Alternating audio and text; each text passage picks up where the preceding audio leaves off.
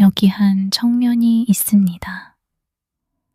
좁고 낡은 다락방에서 며칠째 밥도 제대로 먹지 못한 채 어떤 생각 하나만 곱씹고 있죠. 그 생각이 그를 천천히 벼랑 끝으로 밀어붙이고 있었어요. 세상엔 그냥 살아도 되는 평범한 사람과 인류를 위해 규칙을 넘어서도 되는 비범한 사람이 따로 있다면 어떨까요? 이건 그 위험한 생각을 실제로 시험해버린 한 남자의 죄와 마음의 기록이에요. 오늘의 책은 퓨도르 도스토옙스키가 시베리아 유형의 경험을 녹여 써낸 문제작, 죄와 벌입니다. 주인공 라스콜니코프는 법학을 공부하던 대학생이었어요. 하지만 지금은 학비를 낼 돈도 없어 휴학한 채 상트페테르부르크의 좁은 방에 틀어박혀 지내고 있었죠. 라스콜니코프에겐 남몰래 써내려간 논문이 있었어요. 세상엔 그저 법을 따르며 사는 평범한 사람들과 인류의 미래를 위해서라면 피를 흘려서라도 낡은 것을 부술 수 있는 비범한 사람들이 있다는 이론이었죠. 그가 눈여겨본 사람은 동네 전당포 노파였어요. 가난한 사람들의 마지막 물건까지 헐값값에 잡아챙기는, 세상에 아무 쓸모도 없어 보이는 늙은 고리대 금업자였죠.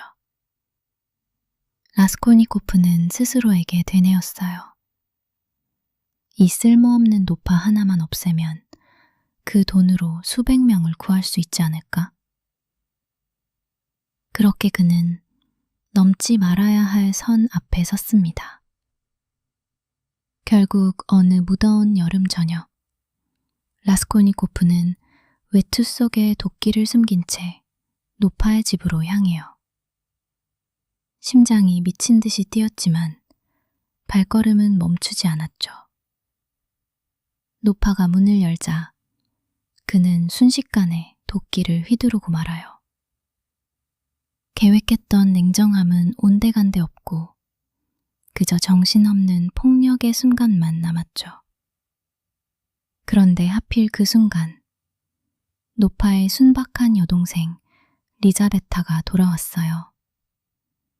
그녀는 아무 죄도 없었지만 라스콜니코프는 그녀마저 도끼로 내려치고 말죠. 라스콜니코프는 몇 개의 물건만 챙긴 채 허둥지둥 방을 빠져나와요. 계단에서 사람들과 스칠 뻔하고 심장이 터질 듯한 채로 겨우 거리로 도망쳤죠. 그날 이후 라스콜니코프는 며칠을 꼬박 알아누워요. 죄책감인지 공포인지 모를 열병 속에서 헛소리를 하고 식은땀을 흘리며 방 안에 갇혀 지냈죠. 그 무렵 라스콜니코프는 선술집에서 마르멜라도프라는 퇴직관리를 만나요. 술에 취해 눈물을 흘리며 자기 딸이 가족을 위해 몸을 팔고 있다고 고백하는 남자였죠. 마르멜라도프는 흐느끼며 말했어요. 내 딸 소냐는 가족을 굶기지 않으려고 노란 딱지를 받아들었습니다. 그 말은 라스콜니코프의 마음 어딘가를 깊이 찔렀죠. 며칠 뒤 마르멜라도프는 술에 취해 거리를 걷다 마차에 치여 죽고 말아요.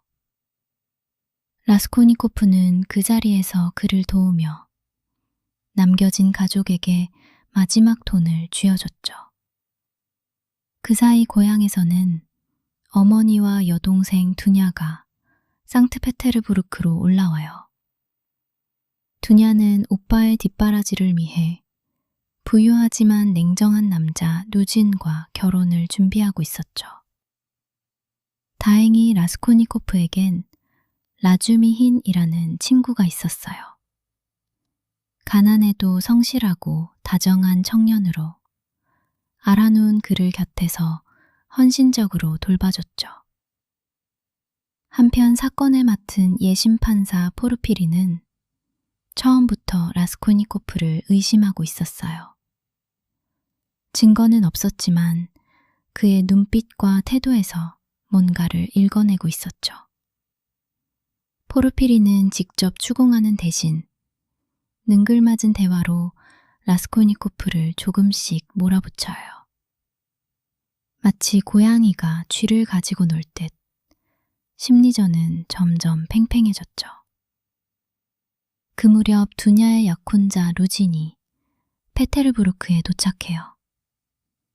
겉으론 신사인 척 했지만 실은 두냐를 자기 마음대로 휘두르려는 속물이었죠.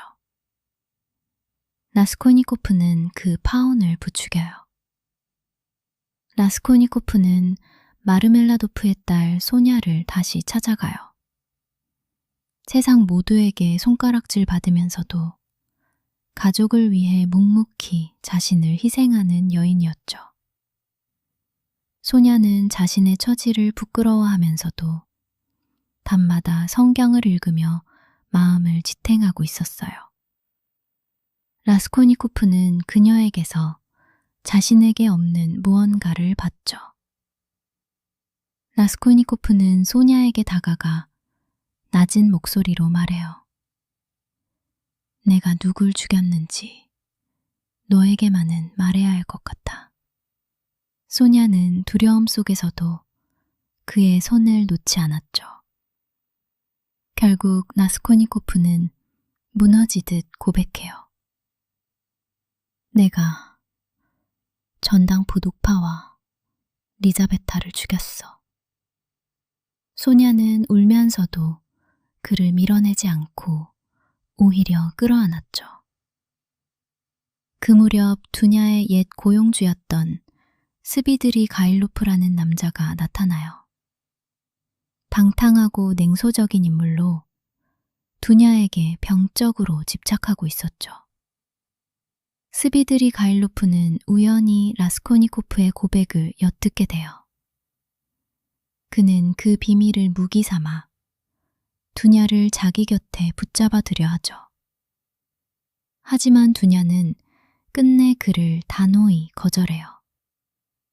모든 욕망과 희망을 잃은 스비드리 가일로프는 그날 밤 홀로 거리를 걷다 스스로 목숨을 끊고 말죠. 라스콜니코프는 어머니를 찾아가지만 차마 진실을 다 말하지 못해요. 그저 어머니, 저를 언제나 사랑해주세요. 라는 말만 남기고 돌아섰죠. 떠나기 전 소냐는 라스콜니코프의 목에 작은 나무 십자가를 걸어줘요. 이제부터 이 고통을 저랑 같이 짊어져요. 그 한마디가 그의 마음을 흔들었죠. 소냐의 말대로 라스콜니코프는 센나야 광장 한복판에 무릎을 꿇어요. 사람들은 술 취한 청년인 줄 알고 비웃었지만 그는 땅에 입맞추며 조용히 참회하고 있었죠. 그리고 라스콜니코프는 경찰서로 걸어 들어가 마침내 입을 열어요. 전당포 노파와 그 여동생을 제가 도끼로 죽였습니다. 오랜 도망이 끝나는 순간이었죠. 재판 끝에 라스콜니코프는 시베리아 유형 8년을 선고받아요. 춥고 황량한 땅, 눈 덮인 감옥에서 그의 새로운 삶이 시작됐죠. 그런데 소냐는 그를 혼자 두지 않았어요. 유형지 근처 마을로 옮겨와 매일같이 감옥 담장 밖에서 그를 기다렸죠.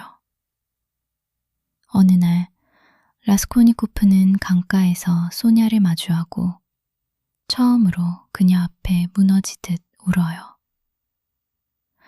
오래 얼어붙어 있던 마음이 그제야 조금씩 녹아내리기 시작했죠.